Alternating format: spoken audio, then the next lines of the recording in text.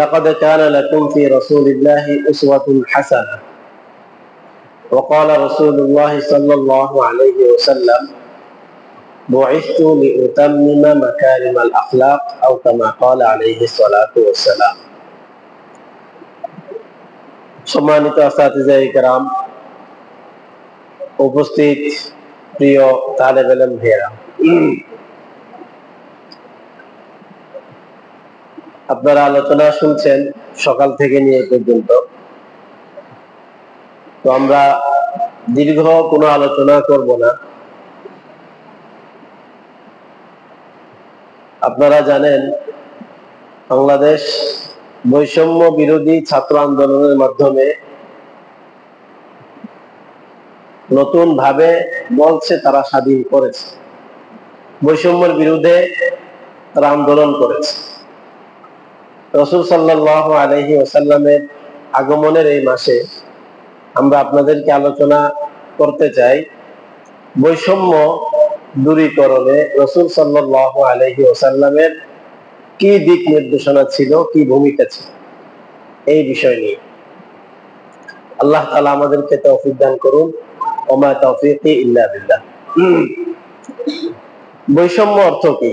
আত-তাফাউতু বাইনান নাস, মানুষের মধ্যখানে একই পর্যায়ের মানুষ, তাদেরকে যেই হক দেওয়া দরকার ছিল ওই হক একজনকে বেশি দেওয়া, একজনকে কম দেওয়াকে বলা হয় বৈষম্য। এই বৈষম্য একটা জুলুমের ভিতরে পড়ে। এজন্য ইসলাম এই বৈষম্যকে জায়েজ বলে না, বৈধ বলে না। ইসলাম হচ্ছে শান্তির ধর্ম, মানবতার ধর্ম। বৈষম্য ইসলাম বৈষম্যকে কোনো প্রকারের সাপোর্ট দেয় না। এই বৈষম্য দূরীকরণে রাসূল সাল্লাল্লাহু আলাইহি ওয়াসাল্লামের অমীয় বাণী হাদিসে রাসূল সাল্লাল্লাহু আলাইহি ওয়াসাল্লাম রাসূল কি দিক নির্দেশনা আমাদেরকে দিয়েছেন, কোরআনে কি দিক নির্দেশনা আমাদেরকে দিয়েছেন, অল্প কিছু সময় আমরা আলোচনা করে ইনশাআল্লাহ ইতি টানব। প্রথম যদি আমরা বলি বৈষম্য দূর করা, বৈষম্য দূর করতে হবে প্রথমে নিজের পরিবার থেকে, তারপরে নিজের সন্তান সন্ততি থেকে, তারপর নিজের অধীনস্থ যারা চাকরি করে তাদের থেকে, তারপর পাড়া প্রতিবেশী থেকে, তারপর রাষ্ট্র সমাজ থেকে, তারপর রাষ্ট্র এবং পুরো বিশ্ব থেকে। দীর্ঘ আলোচনার বিষয়, অল্প সময়ের ভিতরে হয়তো আমরা এই আলোচনাগুলো করতে পারবো না, সংক্ষেপে বলার চেষ্টা করব। প্রথম যদি বলি নিজের স্ত্রী পরিবার থেকে বৈষম্য দূর করা সম্পর্কে রাসূল সাল্লাল্লাহু আলাইহি ওয়াসাল্লাম কি বলেছেন, এ সম্পর্কে আমরা যদি হাদিস খুঁজি, আমরা তিরমিজি শরীফের একটি হাদিস পাই। আল্লাহর রাসূল সাল্লাল্লাহু আলাইহি ওয়াসাল্লাম কি বলেছেন এ সম্পর্কে। হযরত আবু হুরায়রা রাদিয়াল্লাহু তাআলা আনহু থেকে হাদিসটি বর্ণিত। আন আবি হুরায়রা রাদিয়াল্লাহু তাআলা আনহু قال قال رسول الله صلى الله عليه وسلم, আল্লাহর রাসূল সাল্লাল্লাহু আলাইহি ওয়াসাল্লাম ইরশাদ ফরমান, মান কানা ইনদা রাজুলি ইমরাআতান ফালাম ইয়াদিল বাইনাহুমা জaa ইয়াউমাল কিয়ামা ওয়া শিকহুহু সাকিতুন। আল্লাহর রাসূল সাল্লাল্লাহু আলাইহি ওয়াসাল্লাম ইরশাদ ফরমান, যার দুজন স্ত্রী আছে, ওই দুই স্ত্রীর মধ্যখানে যদি সমতা বজায় না রাখে, তাদের ভিতরে যদি বৈষম্য করে, কিয়ামতের দিন তার এক পার্শ্ব অবশ হয়ে প্যারালাইসিস অবস্থায় উঠবে। নাউযুবিল্লাহি মিন যালিক। আমরা জানি ইসলামে 4টি বিবাহ করার অনুমতি দিয়েছে আল্লাহ তাআলা। রাসূল সাল্লাল্লাহু আলাইহি ওয়াসাল্লামও অনুমতি দিয়েছেন। আমাদের যারা আছেন রাসূল ইসলামের জন্য 9টি জায়গায় বিবাহ করেছেন। উম্মতের জন্য 4টি দিক নির্দেশনা রয়েছে। এটা কিয়াসান, ইসতিমবাতান, কিয়াসান, সব দিক দিয়ে 4টা বিবাহ করা একজন পুরুষের জন্য জরুরি নয় ঠিক, কিন্তু কিয়াসে চায় যদি কোনো পুরুষের প্রয়োজন হয় 4টি বিয়ে করতে পারবে, কিন্তু এর জন্য শর্ত হলো তাদের ভিতরে সমতা বজায় রাখা। তাহলে ইসলাম সর্বপ্রথম বৈষম্য দূর করেছে তার পরিবার থেকে। দুই স্ত্রী যদি থাকে, দুই স্ত্রীকে সমতা বজায় রাখতে হবে। এই স্ত্রীকে যেই পরিমাণ খোরাক, এই স্ত্রীকে সেই পরিমাণ খোরাক দেওয়া, এটাই রাসূল সাল্লাল্লাহু আলাইহি ওয়াসাল্লামের শিক্ষা। হযরত থানবী রাহিমাহুল্লাহ থেকে একটা ঘটনা বর্ণিত আছে। একবার হযরতের কাছে দুটো তরমুজ আসে, তরমুজ খাদেম চাচ্ছিলেন যে একটা তরমুজ এক স্ত্রীকে দিয়ে দিবেন, আর একটা তরমুজ আর একটা স্ত্রীকে দিয়ে দিবেন। হযরত বলেন যে থামো, একটা ছুরি আনো, ছুরি এনে তরমুজটাকে কাটো। দুটো তরমুজকে কাটা হলো, একটা থেকে অর্ধেক আর একটা থেকে অর্ধেক নিয়ে এক স্ত্রীর কাছে পাঠালেন, বাকি অর্ধেক আরেকজনের কাছে পাঠালেন। খাদেম বললেন, হুজুর আপনি তো একটাই পাঠালেন, তো একটা পরিপূর্ণ পুরোটা পাঠিয়ে দিলে অসুবিধা কি হতো? হযরত থানবী বলেন যে দেখো, একটা তরমুজ আর একটা তরমুজের সাথে মিল থাকে না। কখনো দেখা যায় একটা তরমুজ মিঠা বেশি হয়, লাল বেশি হয়, খেতে স্বাদ, আর একটা মিঠা হয় না, সাদা হয়, স্বাদ নেই। এজন্য আমি যদি একটা তরমুজ এক স্ত্রীকে দিয়ে দেই আর একটা তরমুজ আর এক স্ত্রীকে দিয়ে দেই, তাহলে তাদের ভিতরে আমি বৈষম্য করলাম, যেটা ইসলামে সাপোর্ট করে না, জায়েজ নেই। এজন্য আল্লাহ রাসূল সাল্লাল্লাহু আলাইহি ওয়াসাল্লামের আদর্শকে বাস্তবায়ন করার জন্য আমাদের মুরব্বী, আমাদের আকাবির হযরত থানবী রাহিমাহুল্লাহ উনি এই সিস্টেম করলেন যে তরমুজের একটা তরমুজের অর্ধেক আর একটা তরমুজের অর্ধেক পাঠিয়ে দিলেন, যাতে ওই স্ত্রীর কাছে তার হক পরিপূর্ণভাবে পৌঁছে আর এই স্ত্রীর কাছে তার হক পরিপূর্ণভাবে পৌঁছে। সুবহানাল্লাহ। এটা হচ্ছে আমাদের আকাবেরদের স্ত্রীদের মাঝে সমতা বজায় রাখা। এবং রাসূল সাল্লাল্লাহু আলাইহি ওয়াসাল্লাম বলেছেন, এখানে একটা বিষয় লক্ষণীয়, মহাব্বত এবং ভালোবাসার ভিতরে কিন্তু সম্ভব হয় না বিষয়টা। এজন্য রাসূল সাল্লাল্লাহু আলাইহি ওয়াসাল্লাম বলেন, ফালা তালুমনি ফিমা তামলিকু ওয়ালা আমলিকু, হে আল্লাহ, আমি যেটার মালিক নয়, মহাব্বত ভালোবাসা, আমি আয়েশাকে একটু ভালো বেশি বাসি, এজন্য আপনি আমাকে ওই ভালোবাসা পাকড়াও করবেন না। যতটুকু নিজের সামর্থ্যের ভিতরে থাকে অতটুকুর ভিতরে বৈষম্য না করা এবং সমতা বজায় রাখা। ঠিক তেমনিভাবে কোনো উস্তাদ ছাত্রকে বেশি ভালোবাসতে পারে, কারণ ওই ছাত্র বেশি পড়ালেখা করে, আরেকজন আছে সে পড়ালেখা করে না, দৌড়াদৌড়ি করে, বাজারের সাজারে সে দৌড়াদৌড়ি করে, তখন তাকে একটু ভালো নজরে দেখবে এবং ভালো বেশি স্বাভাবিক হতে পারে। এজন্য এটা বৈষম্য না। বৈষম্য হলো যেটা সে প্রাপ্য, যেটা তার এখতিয়ারের ভিতরে আছে, সামর্থ্যের ভিতরে আছে, ওটাকে পরিপূর্ণভাবে সবাইকে বুঝিয়ে দেওয়া, এটাকে বুঝিয়ে দেওয়াকে বলা হয় সমতা। আর যদি তাফাউত করা হয়, তাফরিক করা হয়, সেটাকে বলা হয় বৈষম্য, যা ইসলামে জায়েজ নেই। আমরা সংক্ষেপে বলার চেষ্টা করছি। এরপরে যদি বলি সন্তানদের মাঝে বৈষম্য, আমরা তো ওয়াজ শুনি, সবাই বলে মা বাবার ফজিলত সম্পর্কে, কিন্তু এই ওয়াজটা খুবই কম হয় যে সন্তানদের কি হক রয়েছে পিতামাতার উপরে। পিতামাতারা তাদের সন্তানদের ভিতরে বৈষম্য করতে পারবে না, দুইজনকে দুই চোখে দেখতে পারবে না, এক চোখে দেখতে হবে। হুজুর, মানুষের চোখ তো দুইটাই থাকে, এই দুই চোখ না। একজনকে আপনি একটু বেশি দেখতে পারলেন, তার পিছনে টাকা বেশি খরচ করলেন, আর একজনকে আপনি কোনো খরচই করলেন না, জায়েজ হবে না। এই জন্য আল্লাহ রাসূল সাল্লাল্লাহু আলাইহি ওয়াসাল্লাম কঠিন ভাবে নিষেধ করেছেন যে তোমার আওলাদের ভিতরে তুমি বৈষম্য করবা না, আওলাদের ভিতরে বৈষম্য করলে ঠিকানা জাহান্নাম। এই হাদিসগুলো সহিহ বুখারীতে এবং তিরমিজিতে এরকম হাদিস রয়েছে। সহিহ বুখারী শরীফে হাদিস এসেছে, হযরত নুমান ইবনে বাশীর রাদিয়াল্লাহু তাআলা আনহু উনি খুতবা দিচ্ছেন মসজিদের মিম্বারে। এমন অবস্থায় তিনি বলেন যে দেখো, আমার বাবা বাশীর আমাকে একটা জিনিস দান করেছিলেন, আবি আতিয়া একটা জিনিস দান করেছিলেন, কিন্তু আমার মা বলছিলেন যে রাসূল সাল্লাল্লাহু আলাইহি ওয়াসাল্লামকে সাক্ষী বানান, রাসূল সাল্লাল্লাহু আলাইহি ওয়াসাল্লামকে সাক্ষী বানান। তো উনি চাইছিলেন যে রাসূল সাল্লাল্লাহু আলাইহি ওয়াসাল্লামের কাছে সাক্ষী বানালে দানটা শক্ত হয়, মজবুত হয়। এজন্য রাসূল সাল্লাল্লাহু আলাইহি ওয়াসাল্লামের কাছে গেলেন হযরত বাশীর। যাওয়ার পরে বলেন যে রাসূলুল্লাহ, আমি আমার সন্তান নোমানকে একটি জিনিস দান করতে চাই। রাসূল বলেন, আতাইতা সাইরা ওয়ালাদিকা মিথলা হাযা, তুমি কি তোমার সব সন্তানকে এভাবে দান করেছো? সে বলেছে ক্বালা লা, বলে যে রাসূলুল্লাহ, আমি সবাইকে এইভাবে দান করিনি। রাসূল বলেন, ইত্তাকুল্লাহ ওয়া'দিলু বাইনা আওলাদিকুম, তুমি আল্লাহকে ভয় করো, তোমার আওলাদ যারা আছে তাদের ভিতরে ইনসাফ, সমতা বজায় রাখো, বৈষম্য করতে পারবে না। এই ছিল ইসলামের শিক্ষা সন্তানদেরকে। এজন্য আমাদের যাদের পরিবার বড়, 5 জন 7 জন 6 জন ছেলে পেলে হয়, তখন এক সন্তানকে যখন মা বাবা টাকা বেশি দেয়, আর এক সন্তান প্রশ্ন করে বসে, সে আপনার ছেলে, মেজো ছেলেকে আপনি এত টাকা দিলেন, বড় ছেলেকে আপনি এত টাকা দিলেন, আমরা কি আপনার সন্তান না? এভাবে বলে। এজন্য মা বাবার উচিত যে ছেলেদের ভিতরে বৈষম্য যাতে না হয় ওদিকে খেয়াল রাখা। আর একটু ভয়ানক ভাবে রাসূল সাল্লাল্লাহু আলাইহি ওয়াসাল্লাম বলেছেন, যদি কোনো মা বাবা তার ছেলে পেলের প্রতি মৃত্যুর আগে কাউকে বেশি ওসিয়ত করে যায়, টাকা পয়সা ধন সম্পত্তি ওসিয়ত করে, মনে করো বড় ছেলের জন্য ওসিয়ত করলেন যে তাকে 2 কানি জমি দিয়ে দাও, এইভাবে ওসিয়ত করলেন, ছোট ছেলে মেজো ছেলে মাহরুম গেল। এই হিসেবে যদি এরকম কোনো বৈষম্য করে থাকে, আল্লাহ রাসূল সতর্কবাণী খুব ভয়াবহ ভাবে উচ্চারণ করেছেন। আপনারা জানেন, লা ওয়াসিয়াতা লিওয়ারিস, ওয়ারিসের জন্য কোনো ওসিয়ত নেই। এজন্য আপনি যে সমস্ত সন্তান না মিরাস পাবে তার জন্য কোনো ওসিয়ত করা বৈধ নয়, জায়েজ নয়। এজন্য ওই সন্তানকে যদি আপনি মাল বেশি দিয়ে দেয়, সম্পদ বেশি দিয়ে দেয়, আল্লাহ রাসূল সাল্লাল্লাহু আলাইহি ওয়াসাল্লাম কি বলেন এই ব্যাপারে?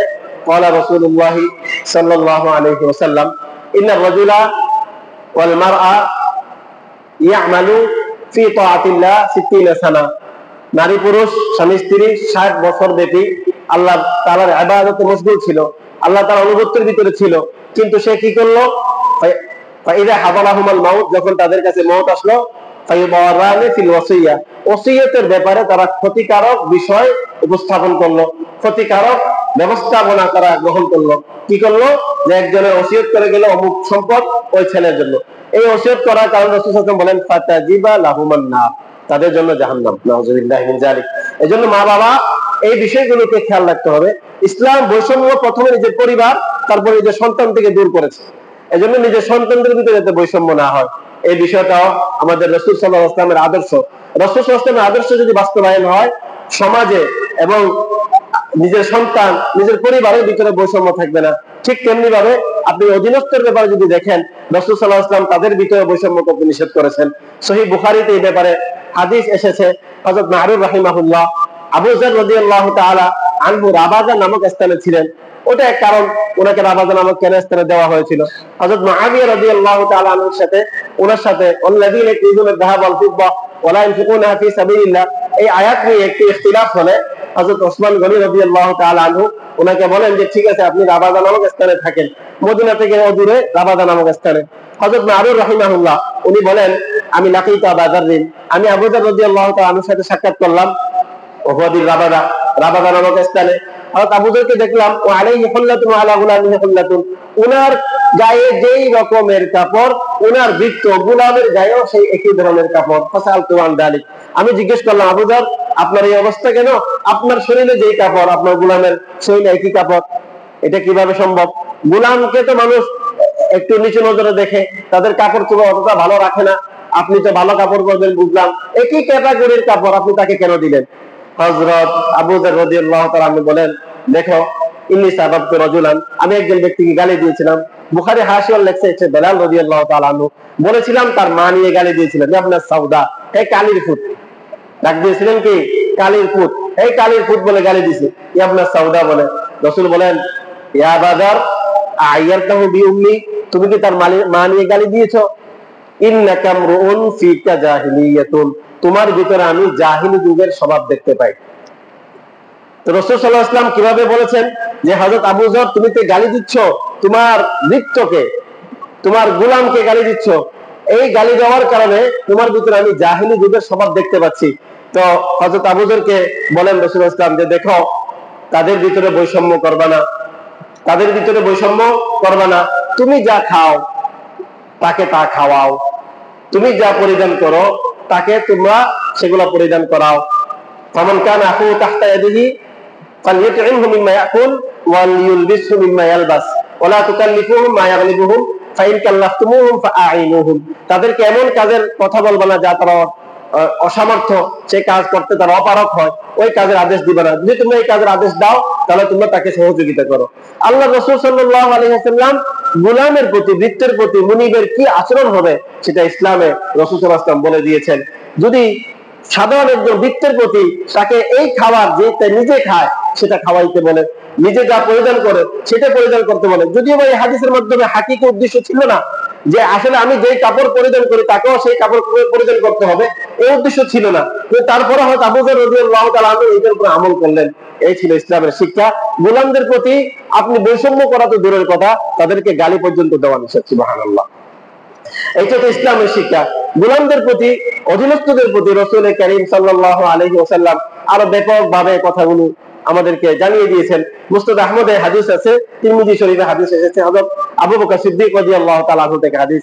মুসনাদ ইমাম আহমদ ইবনে হাম্বলের তরিকা হচ্ছে সাহাবীদের থেকে যিনি আগে, ওনার নামটা আগে নিয়ে আসছেন, তাহলে আবু বকরের নাম 31 নম্বর হাদিসে এটা এনেছেন। ক্বালা রাসূলুল্লাহ সাল্লাল্লাহু আলাইহি ওয়াসাল্লাম, আল্লাহ রাসূল বলেন, লা ইয়াদখুলুল জান্নাতা সাইয়্যুল মালাকা, যে অধীনস্থদের প্রতি খারাপ দুর্ব্যবহার করে সে জান্নাতে প্রবেশ করবে না। নাউযুবিল্লাহ। এখন এটা দেখার বিষয় যে অধীনস্থদের প্রতি খারাপ ব্যবহার করা, এটা রাসূল সাল্লাল্লাহু আলাইহি ওয়াসাল্লাম জান্নাতে প্রবেশ করবে না ভয়ঙ্কর ওয়াঈদ শুনাচ্ছেন। তাহলে অধীনস্থদের প্রতি কিভাবে আমি বৈষম্য করতে পারি, তাদের প্রতি কিভাবে আমি জুলুম করতে পারি? রাসূল সাল্লাল্লাহু আলাইহি ওয়াসাল্লামের শেষ কথা কি ছিল আমরা জানি। রাসূল সাল্লাল্লাহু আলাইহি ওয়াসাল্লামের শেষ কথা কি ছিল? হযরত আলী থেকে বর্ণিত, আলী রাদিয়াল্লাহু তাআলা قال كان آخر كلام رسول الله صلى الله عليه وسلم الصلاة الصلاة واتقوا الله فيما ملكت أيمانكم। রাসূলের শেষ যে ওসিয়ত ছিল উম্মতের প্রতি সেটা হলো আসসালাহ আসসালাহ, তোমরা নামাজের প্রতি যত্নবান হও। নামাজ হচ্ছে হুকুকুল্লাহ। দ্বিতীয় যে উপদেশ ছিল সেটা ওয়াত্তাকুল্লাহ ফীমা মালাকাত আইমানুকুম, তোমরা তোমাদের অধীনস্থদের প্রতি ভয় করো, তাদের ব্যাপারে তোমরা বৈষম্য করবা না, তাদের প্রতি জুলুম করবা না, তাদের প্রতি ইনসাফ কায়েম করবা, তাদেরকে ভালোবাসবা। ইসলাম মানবতার ধর্ম।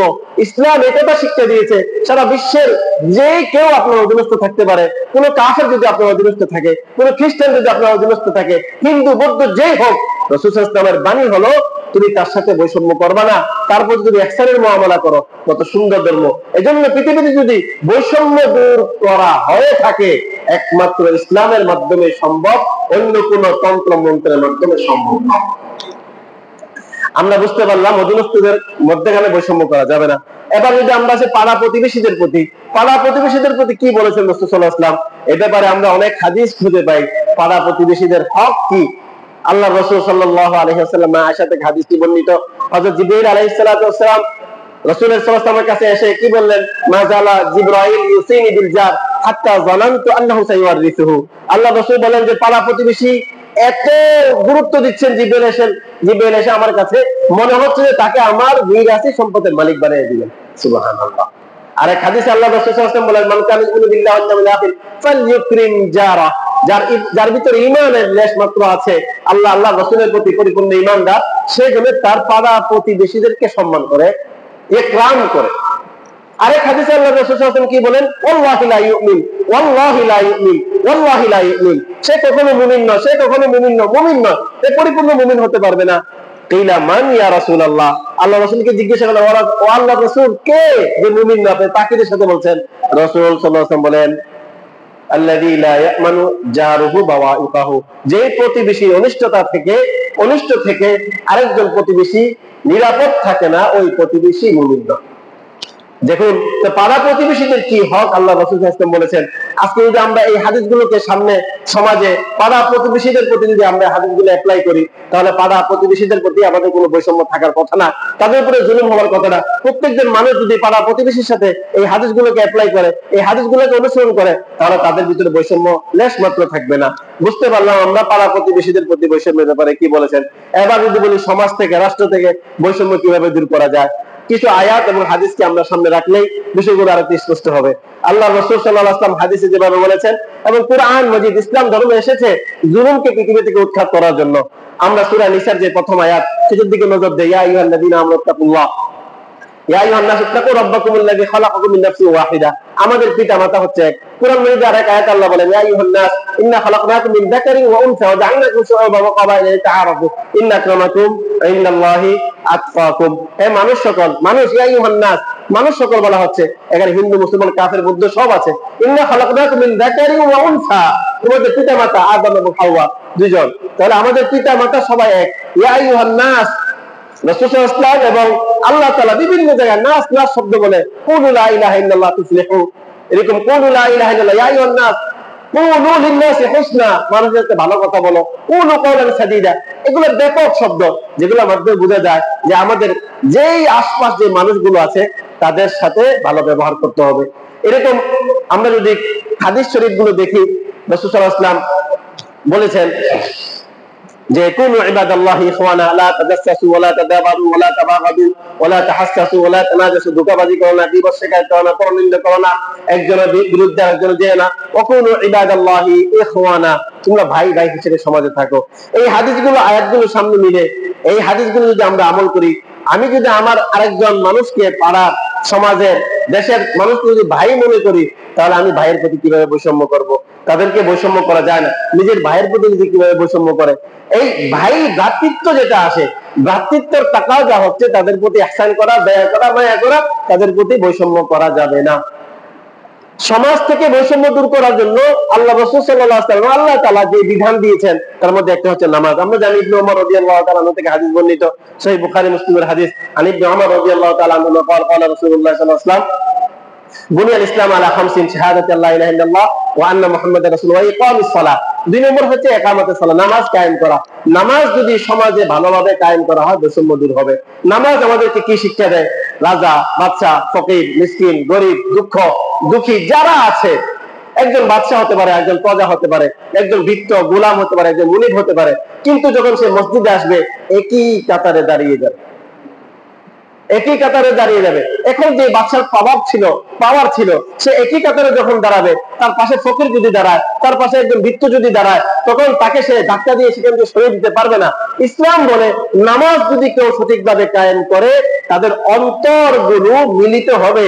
আর যদি নামাজ কায়েম না করে, নামাজ থেকে দূরে থাকে, কাতারও যদি বাঁকা হয়, তাদের অন্তরগুলো আল্লাহ তাআলা বাঁকা করে দিবে। এই জন্য নামাজের মাধ্যমে সমাজ থেকে বৈষম্য দূর হবে, নামাজের মাধ্যমে সমাজ থেকে বৈষম্য দূর হয়। এবং আল্লাহ রাসূল সাল্লাল্লাহু আলাইহি ওয়াসাল্লাম কতটুকু গুরুত্ব দিয়েছেন দেখেন, নামাজের ভিতরে কাতার সোজা করা, কাতার সোজা করার প্রতি আল্লাহ রাসূল কতটা গুরুত্ব দিয়েছেন। আবু দাউদ শরীফে ইবনে উমার আবু শাজার রাদিয়াল্লাহু তাআলা আনহু থেকে হাদিস, قال رسول الله সাল্লাল্লাহু আলাইহি ওয়াসাল্লাম আকিমুস সুফুফ, নামাজ সফকে সোজা করো, ওয়াহাযি বাইনাল মানাকিব, তোমরা কাতারকে কাঁধে কাঁধ মিলিয়ে দাঁড়াও, ওয়ালিনু বিআইদি ইখওয়ানিকুম, তোমার ভাইয়ের হাতে নরম হও। কেউ যদি তোমাকে আগের কাতার থেকে পিছনে নিয়ে যেতে চায়, একজন দাঁড়াইছে, পিছনে চলে যাবে, লিনু বাইনা আইদিকুম, নিচে পিছনে চলে যাও, তার সাথে তুমি নরমি ব্যবহার করো, একদম শক্ত হয়ে দাঁড়িয়ে থাকবে না। ওয়ালিনু বিআইদি ইখওয়ানিকুম ওয়াসুদ্দুল খালাল, মধ্যখানে ফাঁকা জায়গা রাখবে না। ওয়াহাযি বাইনাল মানাকিব, কাঁধে মিলিয়ে দাঁড়াবা। ওয়ালা তাযারু ফুরুজাতিন লিশ-শাইতান, মধ্যখানে শয়তানের জন্য ফাঁকা জায়গা রাখবে না। এর পরের অংশটা একটু খেয়াল করি, মান ওয়াসালাহু ওয়াসালাহুল্লাহ ওয়া মান কাতাআহু কাতাআহুল্লাহ, যে কাতার সোজা করে, কাতার মিলালো, সে আল্লাহর রহমতের ভিতরে ঢুকলো, আর যে কাতার মিলালো না, সে আল্লাহর রহমত থেকে দূরে সরে গেল। নাউযুবিল্লাহ। তাহলে বোঝা গেল কাতার সোজা করা এত গুরুত্ব কেন দিলেন, বিভিন্ন কারণ। তার মধ্যে এটাও একটা কারণ যে মিল মহব্বত যাতে হয়, বৈষম্য যাতে দূর হয়, ভালোবাসার সম্প্রীতির বন্ধন যাতে অটুট থাকে। এজন্য আল্লাহ রাসূল সাল্লাল্লাহু আলাইহি ওয়াসাল্লাম নামাজের কাতারের বিষয়ে অনেকটা গুরুত্ব দিয়েছেন। এবং শয়তান যাতে প্রবেশ না করে, হাদিসে ইল্লাত আছে, লা তাযারু ফুরুজাতিন লিশ-শায়াতিন, শয়তান যাতে প্রবেশ না করে নামাজে ধোঁকা দিবে। যাই হোক, আমরা যেটা বুঝতে পারলাম, নামাজ যদি সমাজ আমরা কায়েম করি, তাহলে সমাজ থেকে বৈষম্য দূর হবে। এবার দেখা যাক রাষ্ট্র থেকে বৈষম্য কিভাবে দূর করা যায়। আরেকটা মধ্যখানে কথা বলি, ইসলামের 2 নম্বর যে বিধান রয়েছে, 3 নম্বর বিধান, ইকামুস সালাহ ওয়া ইতাইজ যাকাত, যাকাতের মাধ্যমে বৈষম্য এমন ভাবে দূর হবে, অর্থনৈতিক বৈষম্য, পুঁজিবাদী অর্থ ব্যবস্থাকে যাকাত দূর করে দিবে। পুঁজিবাদী পুরো অর্থ ব্যবস্থার মেরুদণ্ড ভেঙে দিবে যাকাত। যদি কেউ যাকাত অ্যাপ্লাই করে এবং নফল সাদাকা করে, তাহলে অর্থনৈতিক বৈষম্যতে কেউ পৃথিবীতে থাকবে না।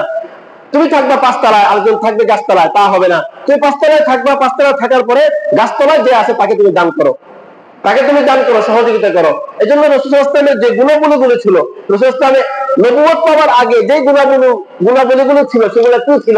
সহিহ বুখারীতে যে হাদিসটি এসেছে, রাসূল সাল্লাল্লাহু আলাইহি ওয়াসাল্লাম কি করতেন? ওই আলা নওয়াইবিল হক, রাসূল সাল্লাল্লাহু আলাইহি ওয়াসাল্লাম দুঃখ দুর্দশা মানুষগুলোকে সাহায্য সহযোগিতা করতেন। অতাকসিবুল মা'দুম ওয়া তাকরিদ দাইফ, যারা অনিশ্চ দুস্থ যারা ছিল তাদেরকে সহযোগিতা করতেন। তো রাসূল সাল্লাল্লাহু আলাইহি ওয়াসাল্লাম দান সাদকা করার মাধ্যমে এবং ইসলামের বিধান দান সাদকা করার মাধ্যমে অর্থনৈতিক বৈষম্যকে দূর করতে চায়। এজন্য পৃথিবীতে যদি কেউ যাকাত এবং সাদাকা, আমাদের বাংলাদেশের কথাই বলি, যে বাংলাদেশের ভিতরে যাদের উপর যাকাত ফরজ, তারা যদি যাকাত দেয়, বাংলাদেশের কোনো মানুষ গরিব থাকবে না। তাহলে অর্থনৈতিক বৈষম্যকে দূর করার জন্য যাকাতের কত বড় ভূমিকা। আল্লাহ রাসূল সাল্লাল্লাহু আলাইহি ওয়াসাল্লাম যাকাত না দিলে তাদের ভয়ানক শাস্তির কথা বলেছেন। লম্বা বলার সময় আমার হাতে নেই। অনেক সহিহ বুখারীতে হাদিস এসেছে, যদি কেউ যাকাত না দেয়, তাহলে তার মালগুলো সাফ হবে, সাফ হয়ে তার গর্দনা এভাবে পেঁচিয়ে ধরে তার গালে কামড় দিবে, বিলিক যেমন তাই তার গালে কামড় দিবে সাপগুলো, মালগুলো সাফ হয়ে। যাকাত দেওয়ার কথা, আল্লাহ তাআলা যাকাত ফরজ করে দিয়েছেন। এগুলা শুধু যে ফরজ এমনি করে দেন, এগুলো বিভিন্ন হিকমত আছে, হিকাম আছে। শাহুল মুহাদ্দিস দেহলভী রাহিমাহুল্লাহ এই হিকমতগুলো অনেক জায়গায় লিখেছেন। এজন্য সমাজ থেকে, রাষ্ট্র থেকে বৈষম্য দূর করতে হলে রাষ্ট্রীয়ভাবে নামাজের ব্যবস্থা করতে হবে। রাষ্ট্রীয়ভাবে আমাদেরকে সুদ মুক্ত যাকাত সমাজে যাতে প্রচার হয়, সুদ দূরীভূত করে যাকাতকে সমাজে প্রচার করে দিলে সমাজ থেকে অর্থনৈতিক বৈষম্য দূর হয়ে যাবে ইনশাআল্লাহ। এবার পুরো বিশ্ব থেকে যদি বৈষম্য দূর করতে চায়, এই ব্যাপারে একটা হাদিস শুনিয়ে আমি বলি। হযরত ইমাম আহমদ ইবনে হাম্বল রাহিমাহুল্লাহ, মুসনাদ ইমাম আহমদ ইবনে হাম্বলে একটা লম্বা হাদিস এনেছেন। রাসূল সাল্লাল্লাহু আলাইহি ওয়াসাল্লাম আইয়ামে তাশরিক একটা বক্তব্য দিয়েছিলেন। এই বক্তব্যটা কি? ওই বক্তব্যটা খেয়াল করেন। আলা ইন্না রাব্বাকুম ওয়াহিদুন, তোমাদের রব এক। ওয়া ইন্না আবাকুম ওয়াহিদুন, তোমাদের বাবা এক। লা ফাযলা লিআরাবিয়্যিন আলা আজমিয়্যিন, আরবির কোনো ফজিলত নাই, মর্যাদা নাই আজমের উপরে। ওয়ালা ফাযলা লিআজমিয়িন আলা আরাবিয়িন, আজমের কোনো ফজিলত নাই আরবিদের উপরে, নন আরবের কোনো ফজিলত নাই আরবিদের উপরে। ওয়ালা আসমাদ আলা আহমার, ওয়ালা আহমার আলা আসওয়াদ, কৃষ্ণাঙ্গ শ্বেতাঙ্গের উপরে কোনো ফজিলত নেই, শ্বেতাঙ্গ কৃষ্ণাঙ্গের উপরে কোনো ফজিলত নেই। এই যে আমেরিকা, লন্ডন যেগুলো দেখা হয়, কৃষ্ণাঙ্গ শ্বেতাঙ্গ নিয়ে মারামারি কাটাকাটি হয়, মানে বর্ণ, একজন কালো একজন সাদা, এই বর্ণকে ব্যবধান করা ইসলাম নিষেধ। যদি পৃথিবীতে এই বিষয়টা আপনি অ্যাপ্লাই করেন, পুরো পৃথিবীতে এই কথাটা আপনি অ্যাপ্লাই করেন, তাহলে দেখেন এই কথা অনুসরণ করলে কি হবে, সমস্ত মানুষ একজনের ফজিলত নাই, ফজিলত হবে কিসের মাধ্যমে? ইল্লা বিত্তাকওয়া, তাকওয়ার মাধ্যমে। তাকওয়া যার ভিতরে আছে, খোদা ভীতি যার ভিতরে আছে, সে কখনো মানুষের উপর জুলুম করতে পারে না। এজন্য সে গোলাম হতে পারে। হযরত বেলাল রাদিয়াল্লাহু তাআলা আনহু ছিলেন গোলাম, কিন্তু ওনার এমন আমল ছিল, আমলের কারণে রাসূল সাল্লাল্লাহু আলাইহি ওয়াসাল্লাম যখন জান্নাতে গেলেন, সহিহ বুখারীতে হাদিস এসেছে, হযরত বেলাল হাঁটছেন রাসূলের সামনের দিকে, জিজ্ঞেস করলেন এটা কে? বেলালের পাদুকার আওয়াজ। বেলাল কতটুকু উপরে গিয়েছেন যে রাসূল সাল্লাল্লাহু আলাইহি ওয়াসাল্লাম জান্নাতে গেছেন, বেলালের পাদুকার আওয়াজ শুনতে পেলেন। হযরত উমর রাদিয়াল্লাহু তাআলা আনহু উনি কি বলছেন? সাইয়্যিদুনা বেলাল, আমাদের সরদার বেলাল। তাহলে গোলাম, ভৃত্য, এগুলো ইসলামের বিষয় নয়। ইসলাম দেখে তার তাকওয়া আছে কিনা, যার ভিতরে খোদা ভীতি আছে, সেই আল্লাহর কাছে ইন্না আক্রামাকুম ইনদাল্লাহি আতকাকুম, আল্লাহর কাছে সম্মানিত। আরেকটা হাদিস, ওই হাদিসটি ইলা কাল যদিও বা আছে, কেউ কেউ হাদিসটা সহিহ বলেছেন। হাদিসটি হলো আল মাখলুকু আল খালকু কুল্লুহুম ইয়ালুল্লাহ, সমস্ত মাখলুক আল্লাহর পরিবার, সমস্ত মাখলুক আল্লাহর পরিবার। তো এই পরিবারের ভিতরে সর্বোত্তম কে? সর্বোত্তম হলো আনফাউহুম লিআয়ালিহি, যার মাধ্যমে মানুষের উপকার হয়। যদি এই কথাগুলো আমরা অ্যাপ্লাই করি, তাহলে আমরা ধর্ম বর্ণ নির্বিশেষে সবাইকে যদি আমরা উপকার করতে চাই, সবার আন-নাসহু লিকুল্লি মুসলিমিন ওয়া লিকুল্লিন নাস, সমস্ত মানুষের জন্য নসিহত, কল্যাণ কামনা করা, বেদিনদের জন্য কল্যাণ কামনা করা, তাদের জন্য কল্যাণ কামনা করা হবে যেভাবে তাদের জন্য করা চাই। তাদেরকে যদি মাল সম্পদ দেওয়া দরকার হয় দিবে, তাদেরকে ইসলামের দাওয়াত দেওয়া, তাদের জন্য কল্যাণ কামনা। আপনারা দেখেছেন এই যে বন্যার সময় ধর্ম বর্ণ নির্বিশেষে আলেম ওলামারা কিন্তু সমস্ত মানুষের পাশে গিয়ে দাঁড়িয়েছে। আসুন্নাহ ফাউন্ডেশন কোটি কোটি টাকা ব্যয় করেছে। ইসলাম এই কথাই শিক্ষা দেয়, ধর্ম বর্ণ নির্বিশেষে সবার সাথে ইসলাম মিলে মিশে থাকতে চায়, সবাইকে তাদের হক আদায় করে দিতে চায়। ইসলাম ধর্মে এবং সুন্দর ধর্ম। এই সবগুলো যদি আমরা শুরু থেকে নিয়ে এই পর্যন্ত যে আলোচনাগুলো করলাম, পরিবার থেকে নিয়ে রাষ্ট্রের সমস্ত মানুষ থেকে বৈষম্য দূর হবে, উক্ত বিষয়গুলো যদি আমরা অ্যাপ্লাই করি। কিন্তু দুঃখের বিষয় হলো পৃথিবী থেকে বৈষম্য ইসলাম দূর করে সবচেয়ে বড় বৈষম্যর শিকার মুসলমান। বাংলাদেশ থেকে আলেম ওলামারা বৈষম্য দূর করার জন্য কত ওয়াজ করছে, আমিও এখন ওয়াজ করছি। ইতিপূর্বে যারা ছিলেন তাদের উপরে কত অত্যাচার করা হয়েছে, আলেমদের উপরে দাড়ি টুপি যখন থাকতো তাদের উপরে বৈষম্য করা হয়েছে। একজন হিন্দু কোনোদিন দেখি নাই সে হিন্দুত্বের পোশাক পরার কারণে তাকে জুলুম অত্যাচার করা হয়েছে, কিন্তু একজন দাড়িওয়ালা মানুষকে আমরা দেখেছি, পতিত সরকারের যে সমস্ত বাহিনী ছিল, পেটুয়া বাহিনী, তারা দাড়িগুলো ধরে, মানুষের দাড়িগুলো ধরে, আলেমদের দাড়িগুলো ধরে মুখে থাপ্পড় পর্যন্ত দিয়েছে। আরে আলেম ওলামাকে এতটুকু বৈষম্য স্বীকার করতে, এতটুকু বৈষম্য করতে হয়েছে যে আলেমরা নিজের নামাজ পর্যন্ত পড়তে পারে নাই। মুসল্লিদেরকে নামাজের ভিতর থেকে নিয়ে প্রশ্রয় দেওয়া হয়েছে। কেন আপনি মুসল্লিদেরকে নামাজের ভিতর থেকে, মসজিদের ভিতর থেকে করে নিবেন? তাহলে বোঝা গেল আপনার ভিতরে জুলুমের যে মাগদা আপনার ভিতরে এমন ভাবে জেগে বসেছে যে আপনি মুসলমানদের প্রতি এই অপোজিট সরকারের আমলে সবচেয়ে বেশি বৈষম্য শিকার হয়েছেন আলেম ওলামারা। এই জন্য আপনি ঢাকা ভার্সিটিগুলোতে নামাজ পর্যন্ত পড়তে পারে নাই। কেউ যদি নামাজ পড়ে তাকে টিভি শিবির জামাত টেক দিয়ে তাদেরকে ধরে নেওয়া হয়েছে। এবং এরকম ভাবে আপনি যে প্রত্যেকটা সেক্টর যদি দেখেন, আলেম ওলামাদের, বড় বড় আলেম ওলামাদেরকে পর্যন্ত কোনো দোষ ছাড়া তাদেরকে জুলুম অত্যাচার করে জেলের মধ্যে আবদ্ধ করে রাখা হয়েছে। এগুলো কি? এগুলো সব বৈষম্য। কিন্তু দেখেন কোন হিন্দুরা বলে সংখ্যালঘুদের উপর আক্রমণ, একটা আক্রমণে দেখাইতে পারবে না যেখানে অন্যদের কোনো চক্রান্ত ছিল না। মুসলমানরা এই শিক্ষা দেয় না, সংখ্যালঘুদের আক্রমণ মুসলমানরা এই শিক্ষা দেয় না। এবং এদেশের আলেম ওলামারা মুসলমানরা হিন্দুদের উপর আক্রমণ করেও না। যদি ইন্ডিয়া থেকে নরেন্দ্র মোদী সাহেব আমাদেরকে অনেক টেনশনে যে বাংলাদেশ সংখ্যালঘু মুসলমানদের উপর আক্রমণ হয়, আমি বলি কি ইন্ডিয়াতে আমরাও ছিলাম, আমরা ইন্ডিয়াতে দেখে এসেছি ইন্ডিয়ার মুসলমানরা যতটুকু নিরাপদে আছে, যতটুকু অনিরাপদ ইন্ডিয়ার মুসলমানরা, তার থেকে শতগুণ নিরাপদ আছে বাংলাদেশের হিন্দু সমাজ। এজন্য ইসলাম বৈষম্য শিকার, বৈষম্যকে সাপোর্ট করে না, বৈষম্যকে দূর করেছে ইসলাম। এজন্য বলতে চাই যে বাংলাদেশে পুরো পৃথিবীতে সবচেয়ে বেশি বৈষম্যের শিকার এখনো হচ্ছে আলেম ওলামারা। দেখেন বুরকা নিয়ে কথা বলা হয়, এখনো বুরকা নিয়ে কথা বলা কি প্রয়োজন? বুরকা নিয়ে কথা বলে যে বুরকা কেন পড়বে, কেন ভাই বোরকা পরে তোমার সমস্যা কি? তুমি তো এই কথা বলো না যে শাড়ি কেন পরবে, তুমি তো এই কথা বলতে পারবে যে মহিলারা শাড়ি পরবে না, তুমি বোরকা নিয়ে কেন কথা বলতে চাও? তো তোমার ভিতরে কি আছে? ইসলাম বিদ্বেষ আছে, তুমি ইসলামকে ছোট করে দেখাতে চাও। এরকম প্রত্যেকটা বিষয়ে আপনি দেখেন যেখানেই মুসলমানরা কোনো কিছু করতে চায় তাদের উপরে জুলুম, অত্যাচার এবং বৈষম্য করা হয়।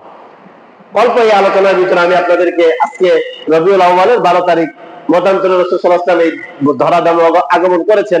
আমি এই কথাই মেসেজ দিতে চাই যে পুরো পৃথিবী থেকে যদি বৈষম্য দূর করতে চায়, মুহাম্মদুর রাসূলুল্লাহ সাল্লাল্লাহু আলাইহি ওয়াসাল্লামের আদর্শকে যদি বাস্তবায়ন করা হয়, পৃথিবীর আনাচে কানাচ থেকে বৈষম্য দূর হয়ে যাবে ইনশাআল্লাহ।